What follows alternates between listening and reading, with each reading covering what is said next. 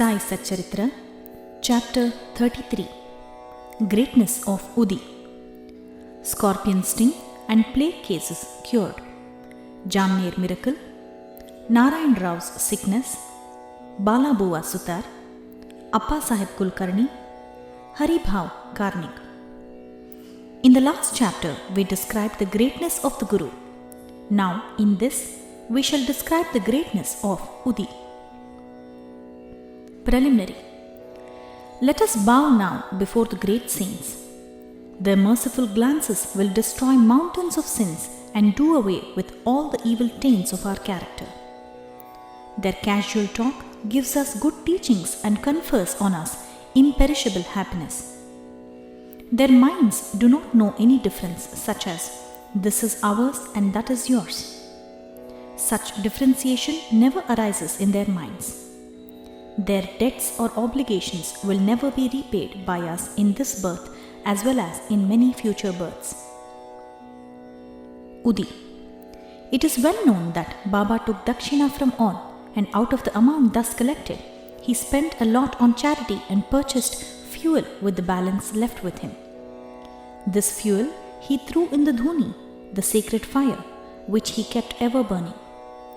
The ash from the fire was called Uddhi, and it was freely distributed to the devotees at the time of their departure from Shirdi. What did Baba teach or hint by this Uddhi? Baba taught by his Uddhi that all the visible phenomena in the universe are as transient as the ash. Our bodies, composed of wood or matter of the 5 elements, will fall down after all their enjoyments are over and be reduced to ashes. In order to remind the devotees of the fact that their bodies will be reduced to ashes, Baba distributed Uddhi to them. Baba also taught by the Uddhi that the Brahman is the only reality and the universe is ephemeral, and that no one in this world, be he a son, father or wife, is truly ours. We come here in this world alone and we have to go out alone. It was found and is even now found that the Uddhi cured many physical and mental maladies. But Baba wanted to din into the devotees' ears the principles of discrimination between the unreal and the real, non-attachment for the unreal, by his Uddhi and Dakshina. The former, that is Uddhi, taught us discrimination, and the latter, Dakshina, taught us non-attachment. Unless we have these two things, it is not possible for us to cross over the sea of the mundane existence. So, Baba asked for and took Dakshina, and while the devotees took leave, he gave Uddhi as prasad, besmeared some of it on the bhaktas' foreheads, and placed his boon-conferring hand on their heads. When Baba was in a cheerful mood, he used to sing merrily. One such song was about Uddhi. The burden of the Uddhi song was this: O playful Rama, come, come, and bring with you sacks of Uddhi. Baba used to sing in very clear and sweet tones. So much about the spiritual implication of Uddhi. It had also its material significance. It conferred health, prosperity, freedom from anxiety, and many other worldly gains. So, the Uddhi has helped us to gain both our ends, material as well as spiritual. We shall now begin with the stories about the Uddhi. Scorpion sting. Narayan Motiram Jani of Nasik was a devotee of Baba. He was serving under another devotee of Baba by name Ramachandra Vaman Modak. Once he went to Shirdi with his mother and saw Baba. Then Baba himself told her that he, that is her son, should serve no more but start independent business. Some days after, this prophecy turned true. Narayan Jani left service and started a boarding house, Anandashram, which thrived well. Once, a friend of this Narayandrarao was stung by a scorpion, and the pain caused by it was severe and unbearable. Uddhi is most efficacious in such cases. It is to be applied on the seat of pain, and so Narayandrarao searched for it but found none. Then he stood before Baba's picture and invoked Baba's aid, chanted Baba's name, and taking out a pinch of the ashes of the joss stick burning in front of Baba's picture and thinking it to be Baba's Uddhi, applied it on the seat of pain and the sting. As soon as he took out his fingers, the pain vanished and both the persons were moved and felt delighted. Bubonic plague case. Once, a devotee in Bandra came to know that his daughter, who was staying in another place, was down with bubonic plague. He had no Uddhi with him, so he sent word to Nana Sahib Chandorkar to send the same. Nana Sahib got this message on a road near the Thana railway station when he was travelling with his wife to Kalyan. He had no Uddhi with him at that time. He, therefore, took up some earth from the road, meditated upon Sai Baba, invoked his aid and applied it on the forehead of his wife.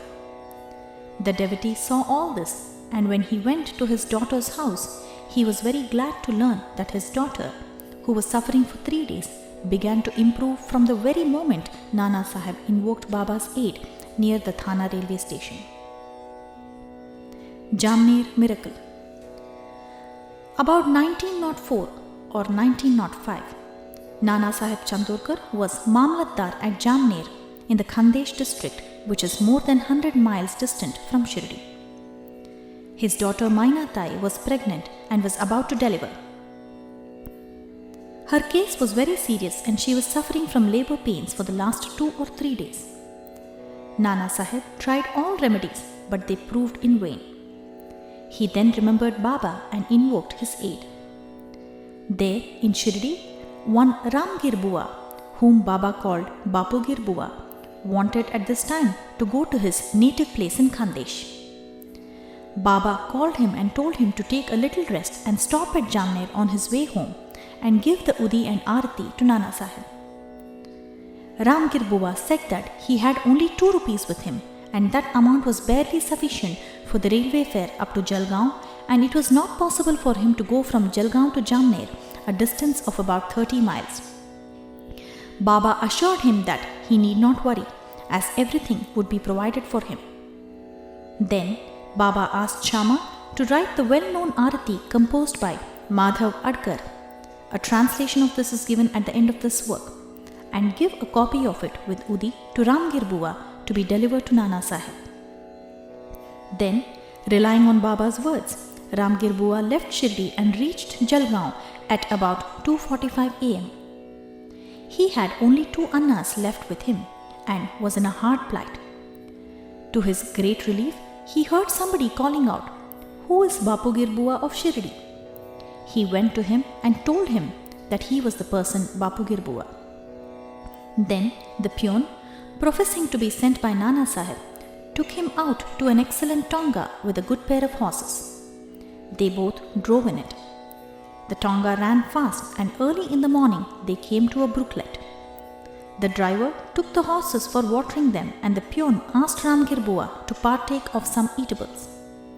On seeing the beard, moustache and the livery of the peon, Ramgir Bua suspected him to be a Muslim and was unwilling to take any refreshments from him.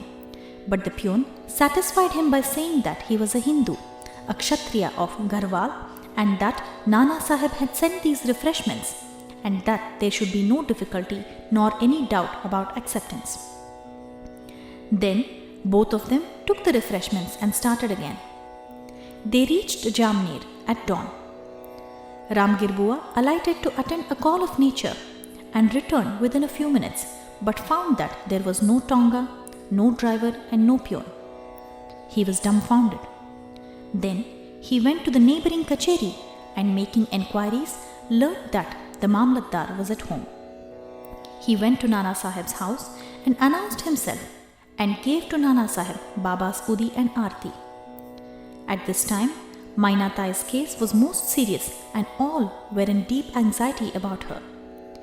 Nana Sahib called out his wife and asked her to give the Uddhi mixed with water to their daughter to drink and sing Baba's Arti.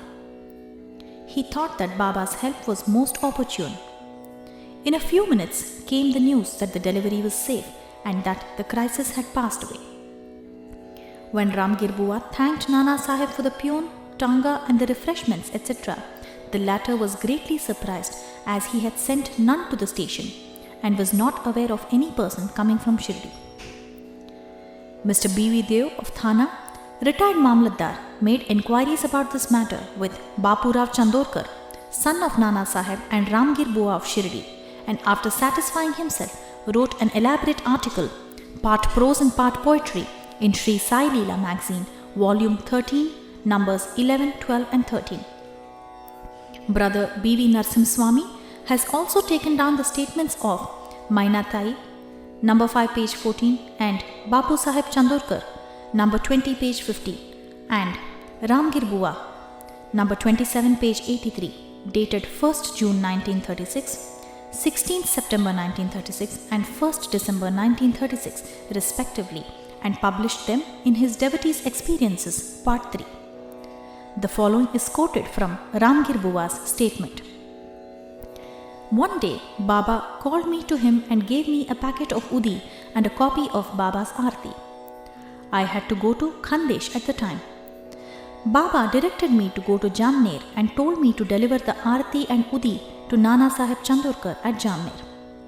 I said to Baba that all I had was ₹2 and asked him how that could take me by train from Kopargaon to Jalgaon and next by cart from Jalgaon to Jamner.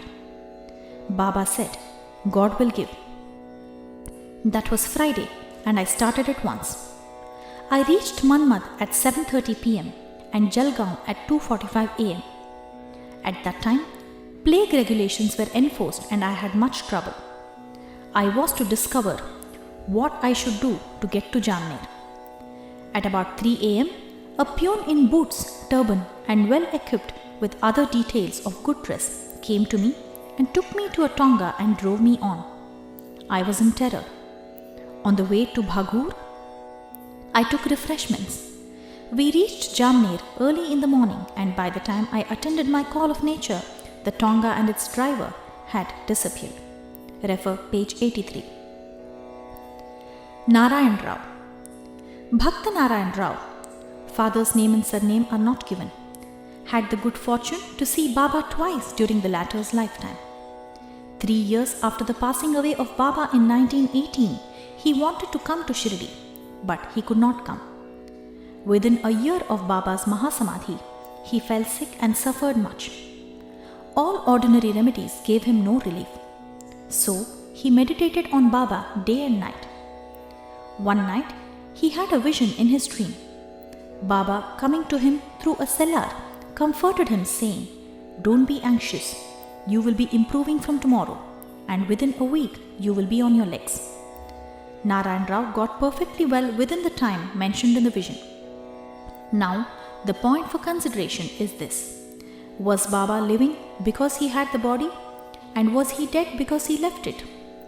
No, Baba is ever alive, for he transcends both life and death. He who loved him once wholeheartedly gets response from him at any time, at any place. He is always by our side and will take any form and appear before the devout bhakta and satisfy him. Appa Sahib Kulkarni. In 1917, the chance of one Appa Sahib Kulkarni came.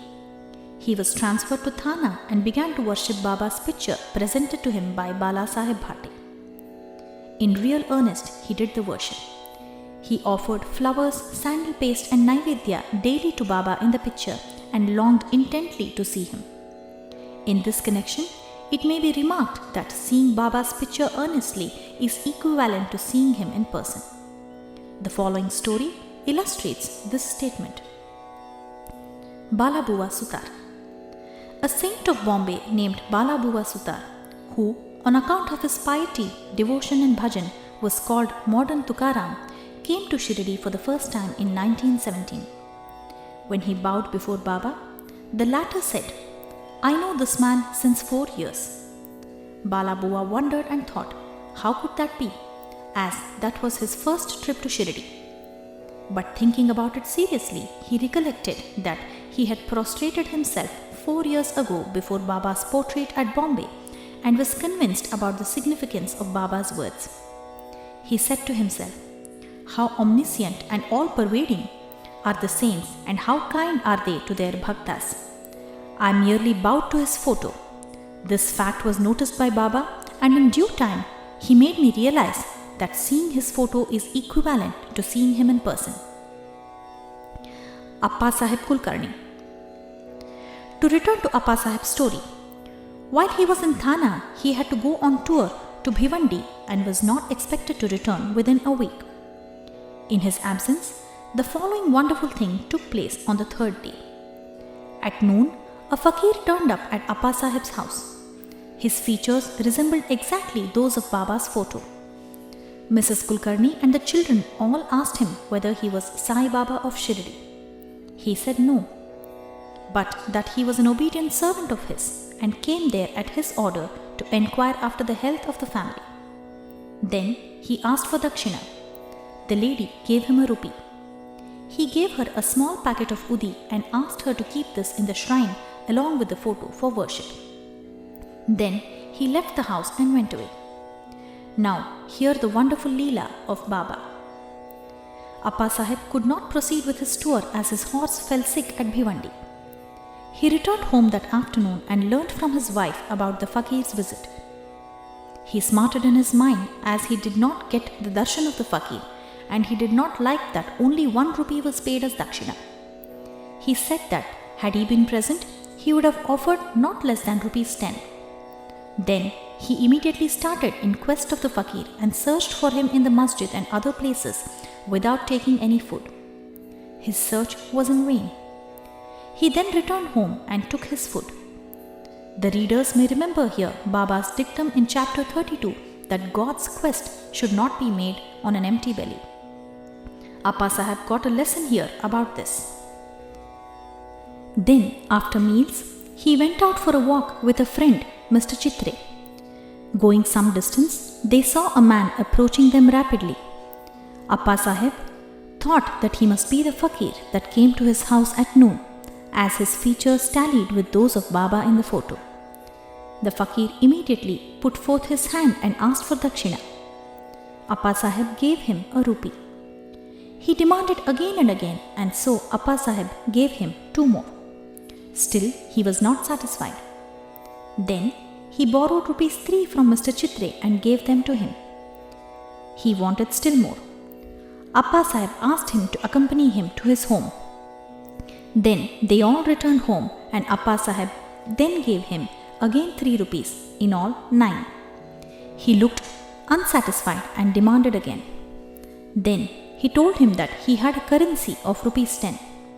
The fakir asked for the same and took it and returned the 9 rupees in cash and went away. Appa Sahib had said that he would pay rupees 10, and that sum was taken from him, and 9 rupees consecrated by Baba's touch were returned to him. The figure 9 is significant. It denotes the 9 types of devotion. See chapter 21. It may also be noted here that Baba gave rupees 9 to one Lakshmi Bai Shinde at his last moment. Appa Sahib examined the Uddhi packet and found that it contained some flower petals and akshata. Then, sometime afterwards, he got hair from Baba when he saw him at Shirdi.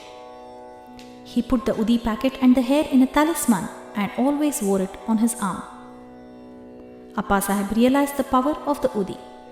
Though he was very clever, he got rupees 40 as pay in the beginning. But after he secured Baba's photo and his Uddhi, he got many times 40 rupees per month and also got much power and influence. And along with these temporal benefits, his spiritual progress was also rapid. So, those who are fortunate enough to get Baba's Uddhi should after bath apply it on the forehead and take some little of it mixed with water in the mouth as holy tirth. Haribhav Karnik. In 1917, Haribhav Karnik of Dahanu, Thana district, came to Shirdi on the Guru Purnima day in the month of Ashada and worshipped Baba with all formality. He offered clothes and dakshina, and after taking Baba's leave through Sharma, got down the steps of the masjid. Then he thought that he should offer 1 more rupee to Baba and was just turning to get up when Sharma informed him by signs that as he had got Baba's leave, he should go and not return. So he started home. On his way, when he went into the temple of Kalarama at Nasik for darshan. The saint Narsingh Maharaj, who used to sit just inside the big door of the temple, left his bhaktas there, came to Haribhav, caught his wrist and said, "Give me my 1 rupee." Karnik was surprised.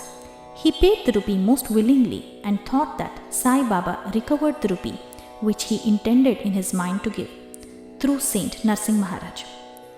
This shows how the saints work in unison.